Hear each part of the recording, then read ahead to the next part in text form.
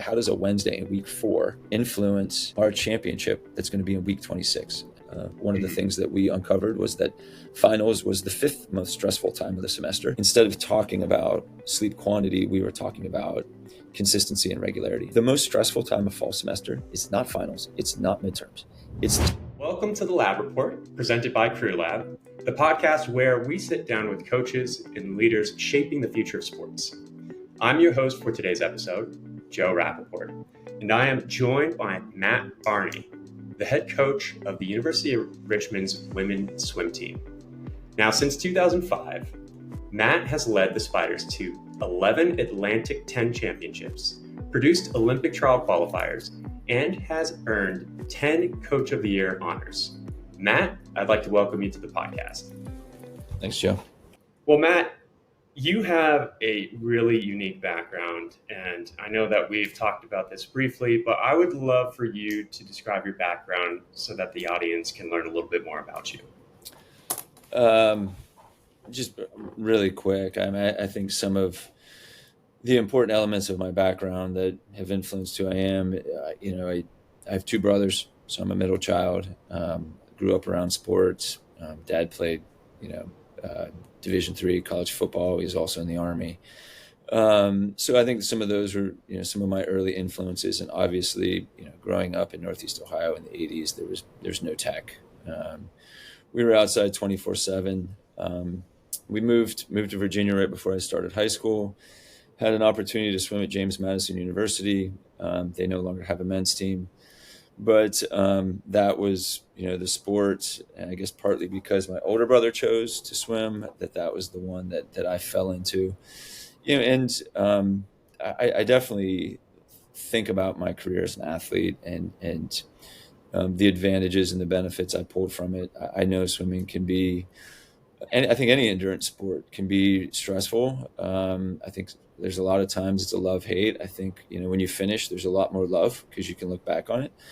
And then, I got an English degree as my undergrad degree. Thought I was going to go to law school.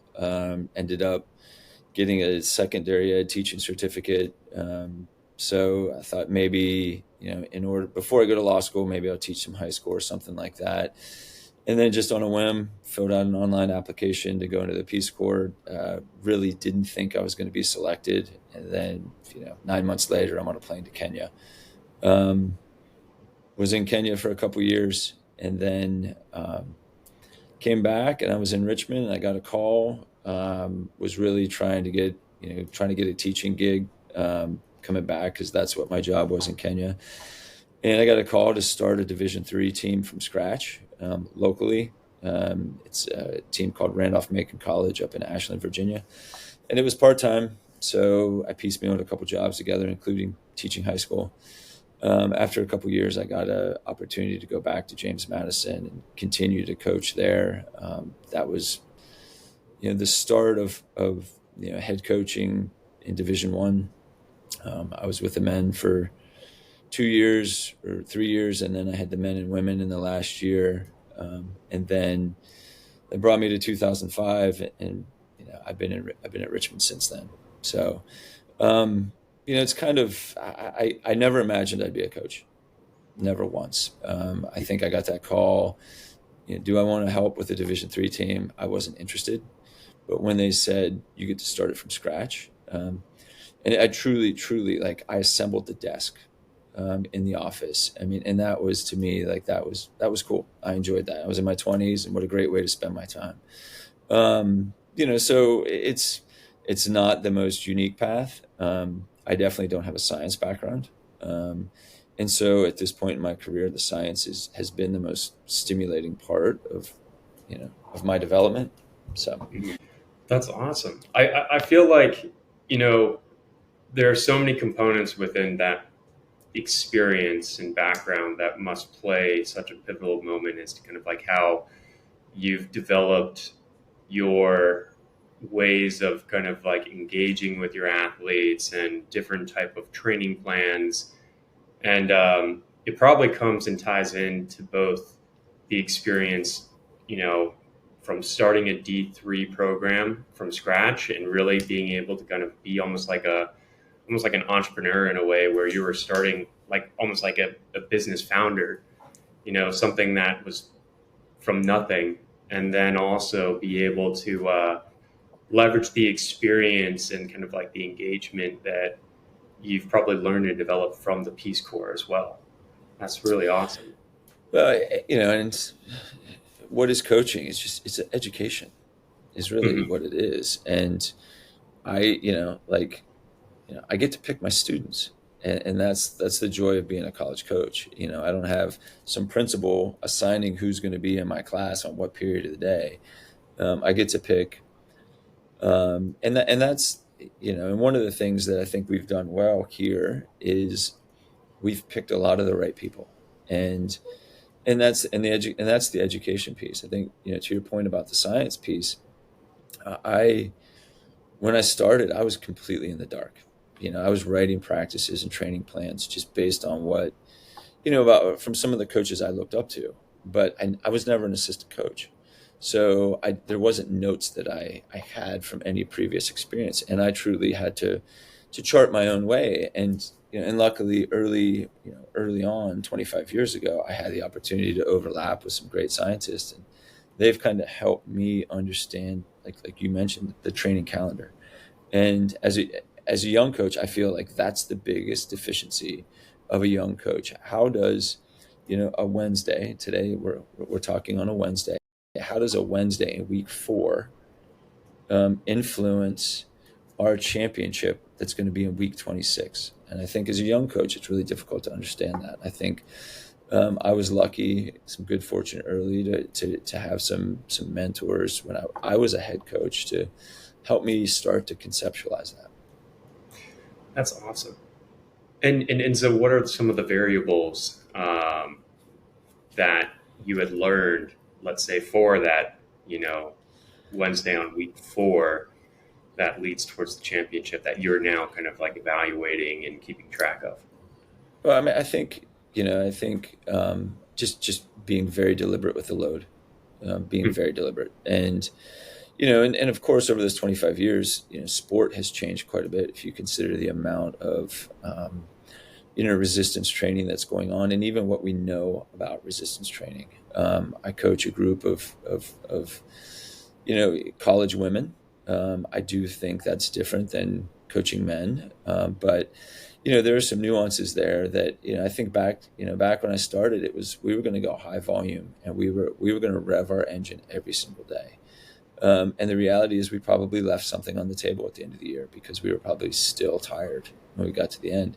And I think, being very deliberate about their load right now and what we're trying to stress is a lesson that I've learned, and it's adopted and evolved, about what the stress I'm able to apply in a training setting, but also Mhm. my understanding of what their stress is in the environment outside of the training setting. So, in college, we can train them 20 hours a week. So what's happening the rest of those hours? And as a coach, I really think you should understand what's happening during those hours, because then you can understand, your methods, like what, and how you're going to press their buttons.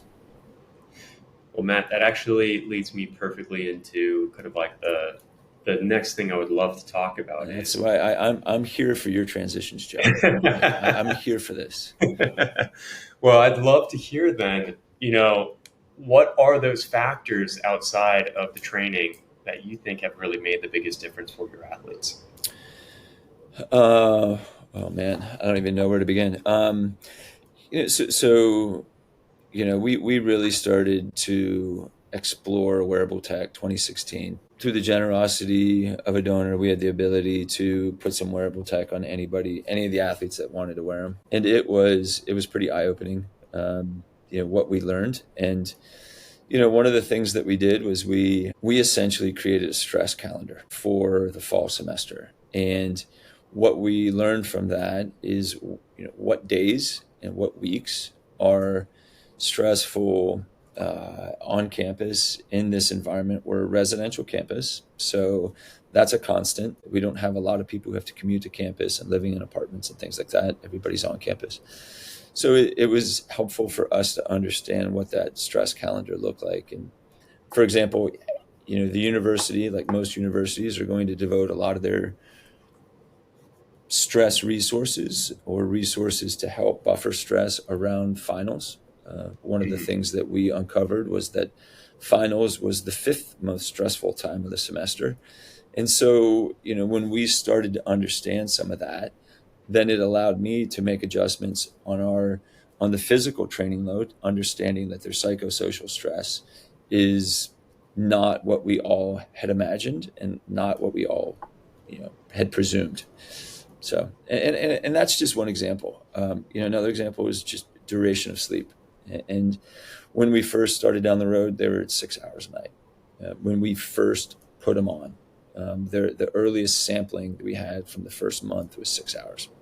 And when we were done with it, it was up to 7.5 hours. So 7 hours and 25 minutes. And so, we increased the duration, almost, an entire sleep cycle.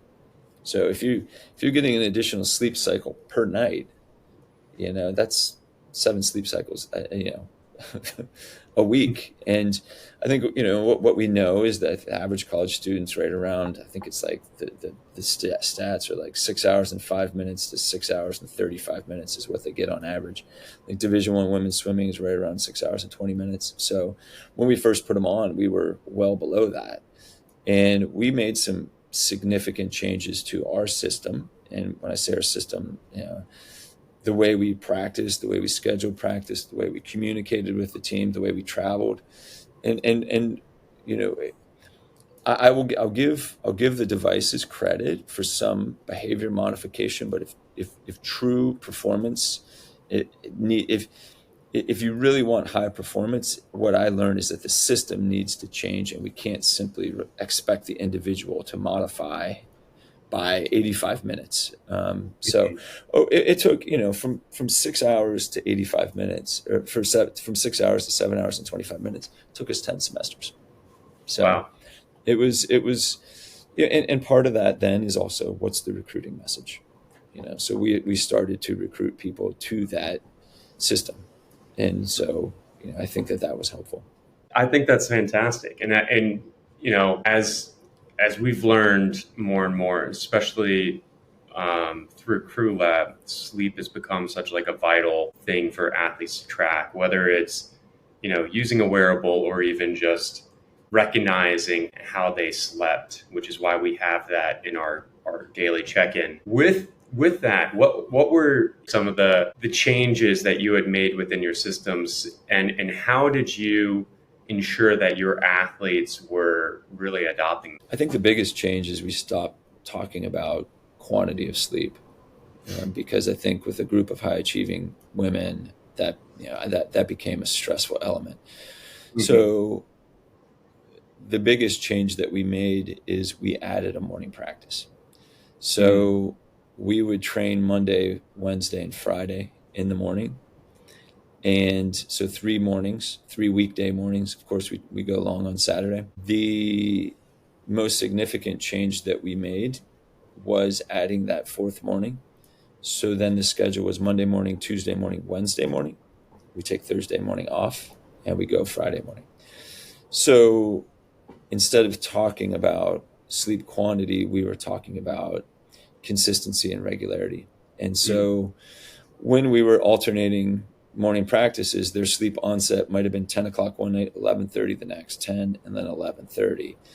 And, the brain is a pattern recognizing machine. That's not a great pattern. What we all know now is that we would like to, sleep onset to happen at approximately the same time, or, start that the same time each night. So when we went to that Monday, Tuesday, Wednesday morning practice schedule, sleep onset looked the same: Sunday night, Monday night, and Tuesday night.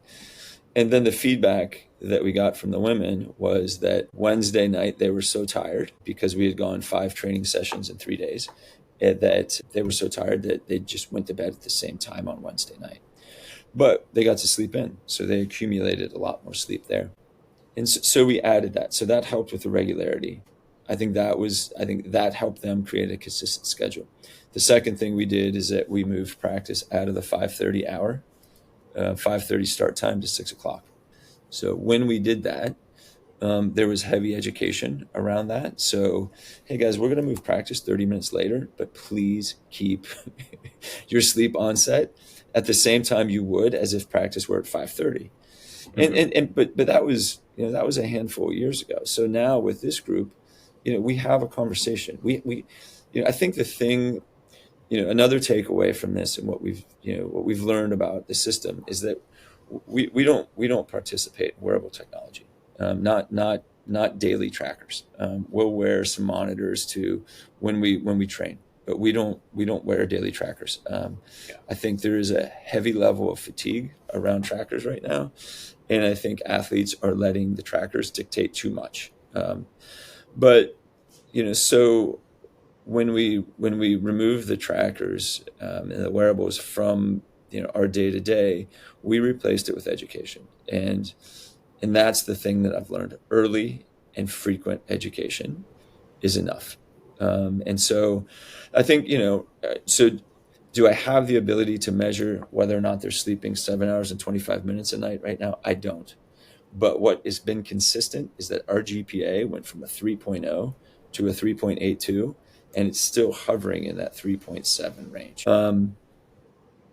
To me, that's the metric that all universities should be interested in. Yeah. So, it's just, and obviously, I could also talk about our improvement rating over the last 7 years as a team, but I think for the sake of a conversation around college athletics, I think a GPA might be the better stat. I 100% agree with you. No matter about all the changes that are happening within collegiate sports, they are still student athletes, and it's important for them to continue to try to perform at a high rate, not only within their sports, but also within the academics that they choose to study as well. Well, and I think, but to go back to our first point, I think if I were to have a conversation with a young coach, I think the first thing I would ask them is to please do everything you can to embed yourself in the college culture so you understand the stress calendar. I'm not talking about when the fraternities are opening, when they're partying, how big's the Halloween party. It's to me, those are the low hanging fruits. But so when we created our stress calendar, the most stressful time of fall semester is not finals, it's not midterms, it's the Sunday and Monday night after Thanksgiving, and that to me was eye opening. Right. So, we can guess, right? We're on the East Coast. So, but we have athletes from all over the place. So if they have to fly, then they're trying to come back to campus during some of the busiest, air travel time of the year. If they're also driving, then they're probably driving on I-95, from, the north down to Richmond. We all know that's a madhouse. So, they probably expect, hey, I'm going to leave New Jersey at 7 in the morning and get to campus at noon. Well, they hit some traffic and suddenly they're getting to campus at 4 o'clock or 6 o'clock or whatever. And they haven't done the work yet. So, so understanding, and when you can understand as a coach, when you can understand some of the other stress that they're experiencing, I think it truly is a guide. It's a gift. It's a cheat sheet for, how to then systematically apply the training load that you want to apply. And I think that to me was one of the things we did well early. And I'll be honest with you. We nerded out on a lot of stuff and we stumbled across a lot of stuff. Like there was no deliberate, when we put the wearables on, there was no deliberate, trying to chart this out. This was just observation that we learned over time. And then we actually presented it to our counseling center, on-campus counseling center. They applauded it. They're like, you guys just quantified something that we've known forever, but nobody's believed us. So that's awesome. Well, with that approach, you are constantly trying to evolve not only for yourself, but for your team as a whole. How do you involve your athletes when you are trying, let's say, a new approach? And what have you learned from listening to their feedback? I think one of the things that I strive for with the women is to have a partnership with them, to collaborate with them. I don't want their blind faith in me because I'm the old guy, or because I've got an award or, I've been here forever. Right. And so in order to avoid the blind faith, there are a lot of conversations, and as with endurance sports, the toughness, the hard part of our sport is just simply navigating discomfort every single day. And we talk about that, and so through that there's a lot of collaboration. I think the ability to listen and to drill down and get a little bit from them. Like, are they what practices are they really motivated for? Is it a long aerobic practice? Is it when we're going to do some speed? Are they just open to everything? And I think understanding what the menu is and what they're looking at is helpful. I think I think, like, we made an unusual decision last year, and that was, we lift 3 days a week. We were getting ready to go to a meet in November, championship formatted meet. It's not in the swimming world. It doesn't determine your championship, but it's kind of like a mid-season prep. And we decided to put a group in the weight room 4 times a week. And that was simply just, I was watching practice, and they were flying off the blocks, and they looked really good. They did not there was no indications that we were overreaching and that they were overly fatigued. So the deliberate training load that we had progressed through early in the season looked like it was healthy. And so we pulled them out of the water for a session, put them in the weight room for a session, and it was great. So we learned that in November, and that was a conversation with them. Obviously, we had a conversation with their strength coach to get his approval. And then it went well in November. And then we did it again in February. Just, 3 weeks prior to our championship meet, we actually go in the weight room more. And that's counterintuitive to a lot of what, our sport does or what our sport knows. And again, we saw success. So I think now that's probably going to be something that we're going to selectively adopt. Yeah. I don't think it's going to be for everybody. But I think those who appear to have navigated, the first training cycle well, I think we're going to say, let's see if we can get a little stronger. So, but that's an example of the collaboration. But I think there's a collaboration every day. Like I don't hate, but I don't enjoy the conversations where it's like, hey, you tell me what we're going to do. Or, I might ask them, what events are you going to train for? What are you going to swim? I don't know, coach, you tell me. And to me, I'm like, no, like, let's talk about what your body's designed to do. Like, let's try to solve this puzzle together, rather than, hey, here's one template. We never use the same template year after year. Like, here's a new template. Let's put it together and let's see where we can take this.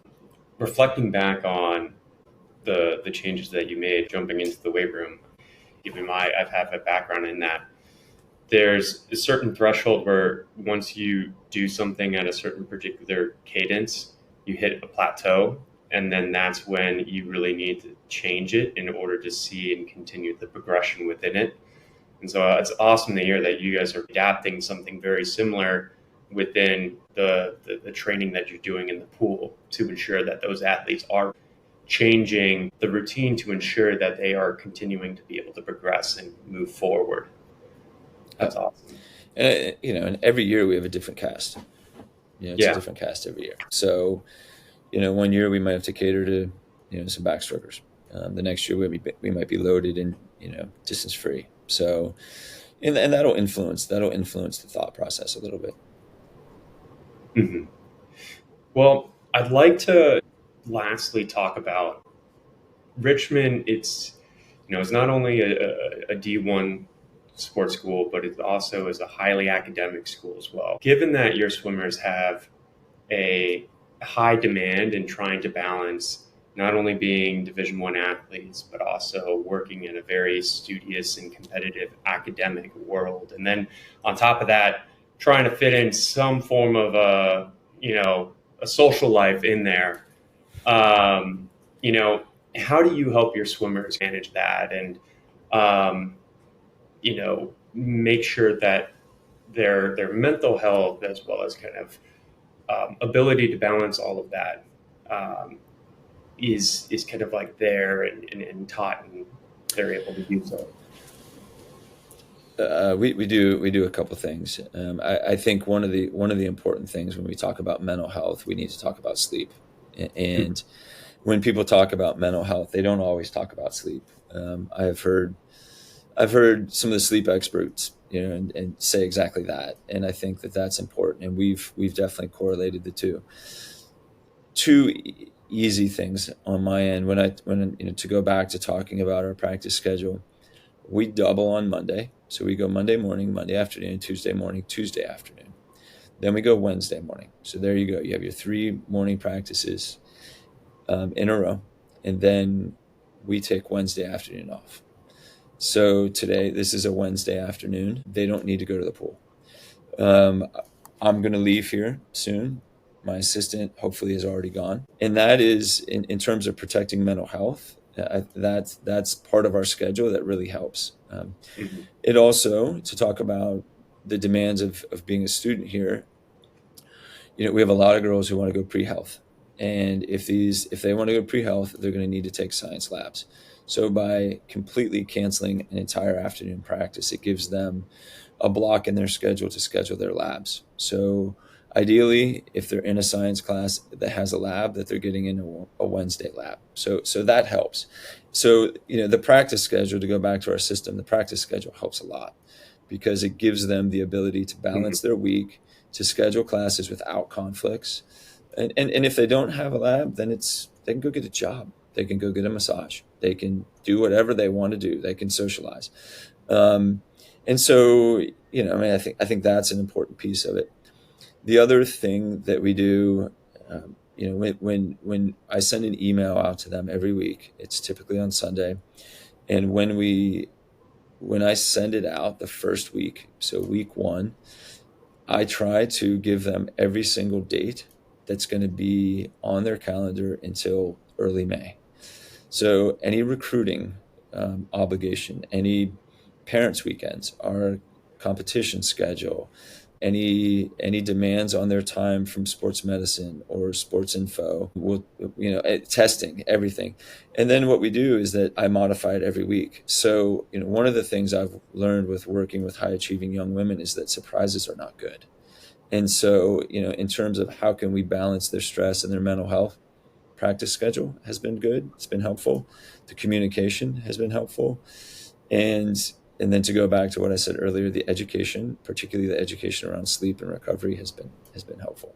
So that's how they balance. And that's how I've massaged our system to help them balance. The other piece of this, and we haven't talked about this, and I know this isn't a recruiting conversation, but I have the ability to self-select on the way in those students who are going to excel in this environment. And we have a roster of 22 right now. 18 of them got into the school on their own. So that's a pretty strong indication that they're going to be able to handle the workload that the professors are going to be asking of them. And I've had a handful of athletes say, college is actually easier than high school. Some of these girls have finished high school with 11 and 12 AP credits, so it's like, okay. And if I can find someone like that, typically they're going to be phenomenal athletes because the environment in the classroom and the dorms and stuff is not going to be overly stressful. Right. I feel like, some components of your Peace Corps experience has helped out with evaluating potential candidates and also helping continuing the education of building up resilience for your athletes as well, especially because endurance sports are so demanding in that sense. I mean, the entire sport is pushing your body to the limits to go as fast as possible. Yep. Are there any in particular things from your Peace Corps experience that you have recognized that you use within your coaching career? So, that was a long time ago. I think I look back on that time in a very romantic way because we didn't have to. I was in the bush with no cell phone. Like nobody had cell phones. This was pre-cell phones, and I didn't have electricity, and quite frankly, that wasn't hard. Like that wasn't a stressful time. I lived, remotely on a school compound in a very modest living conditions, no running water. But I look back on that, and I was with a group of people who who wanted to learn. They wanted to be around each other, and they looked each other in the eye, and they talked to people, and we were outside all the time. And that's just not happening now. And, except for sports. And I like the idea that I work in a sport where, it's the aquatic environment is not friendly to technology. So we can't be surrounded by phones and stuff like that. But I mean, that really, and that's, as we talk about sleep and we talk about relationships, the women know that I understand technology, but the forward facing camera, the super fast internet connections of phones, it's really stolen a lot of our minutes away from the day that if I could, I would go back to being outside and talking to people and looking them face to face. And because you walk around campus, any campus, you walk around any city, there's a lot of people who are distracted right now. And unfortunately, that's a shitty way to go through life. So when I think back on my time in Kenya, it was about as real as it could get. Mm-hmm. It wasn't hard either. It just simply wasn't hard. The loneliness was hard, but the physical adjustment was not hard. I loved washing my clothes by hand. I'm just like, that's cool. I didn't like the cooking so much because it was like, you had to boil there was no hot water you could just turn on. You had to boil it and go to the market, which was like 90 minutes away, and buy all your stuff. But it was good. I mean, it was good. It was good. I don't really think about my time. I don't, it's somewhere in my mind that when somebody really triggers those memories, I can talk about it, but it's not a space that I live in frequently. Mm-hmm. But I can tell you, we've, one of our alumni is serving in the Peace Corps right now. And I think that's super cool. But I also know that, there's ups and downs, and, I imagine she's handling all of that just well. Yeah. Well, I'm sure, even though that experience, it was a feeling of kind of like peace, I'm sure what it teaches your athletes and how you share the story is probably allowing them to recognize, to be present, especially during the practice and especially when we're all together. Yep. And I think that is super important right now because, like you said, there are so many distractions within this, this world in 2025 that it can impede a lot of stress. And I think that's a super important lesson that I'm sure that your athletes are recognizing. I think that they understand stress way better than the average adult, way better. I think, as a society, we're chronically stressed.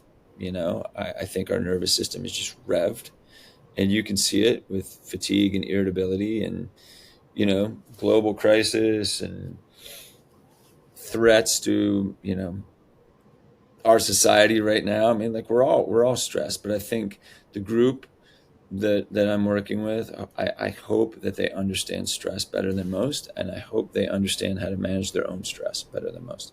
And if they do, and if they continue, I mean, my goal is that they have the ability to handle stress, and therefore, while they're with me, I can put more stress on them.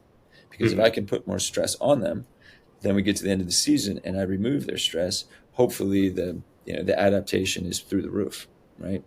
That's the goal. I know we're talking about, some of the nuances of coaching and stuff like that, but I think at the end of the day, it comes back to high performance. And if an athlete has the ability to handle more stress favorably, then when we remove that stress, the idea is that their skill and their velocity is going to be better than it's ever been before.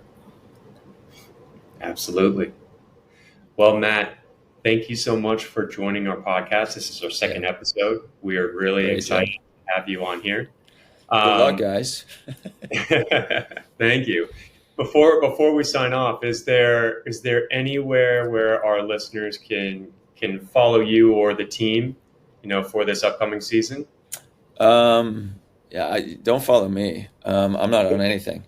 I think there's some Twitter out there, but I haven't been on Twitter in years. No, and I think our Instagram is Spider Swim Dive. I know our Instagram is Spider Swim Dive, and I think that's the best place. And I think, if anybody wanted to get in touch, my email is easy to find on the Richmond site, and that's the best way to get to me. Awesome. Well, thank you for listening to the Lab Report, brought to you by CrewLAB, the coaching software that builds great teams.